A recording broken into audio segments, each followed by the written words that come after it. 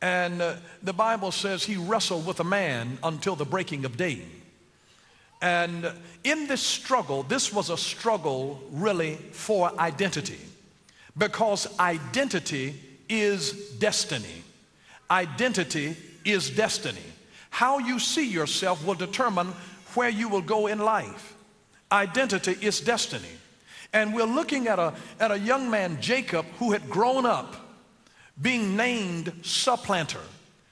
Remember, Jacob is an identical twin with his brother Esau. Esau came out first, and when he came out, Jacob had his hand on Esau's heel. And he was known from birth as a tripper-upper, as a trickster, as a con artist, as a deceiver. And he had lived all of these years with that deceptive nature taking dominance in his life and causing him to do things that he really was not proud of. And he had tricked his own twin brother.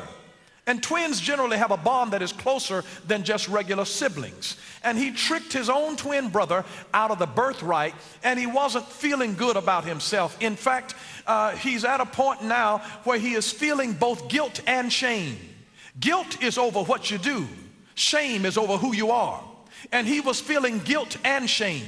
He was ashamed of the nature Jacob, which has meanings that are connected with the Hebrew word akav, which means crooked. And then Yashar, Isaac, which actually means straight. And he's got a crooked nature in him, wrestling with a straight nature. And here he is. The Bible says that he wrestled with a man that never identified the man. Some have supposed that it was even perhaps a part of his own nature. It was the good side of him wrestling with the bad side of him. We all still have flesh. Yes, our spirit is saved and redeemed, but there are sometimes that we are still living with a pagan mind. And these things cause a duplicitous nature. We have a dichotomy that is going on inside of us. There's a paradox of this polarity that is happening. Isn't it amazing that sometimes out of the same mouth can come blessings and cursing? I mean, such things ought not to be. And the more that we mature and that we learn to die to ourself, and it really represents a death to self, that you don't just say whatever comes out of your mouth. I mean, some folks are just like that, you know, that I just had to lay my religion down. No, you don't lay your religion down. You consider yourself dead. And when you consider yourself dead, that means that you swallow some of the nasty stuff that you wanted to say.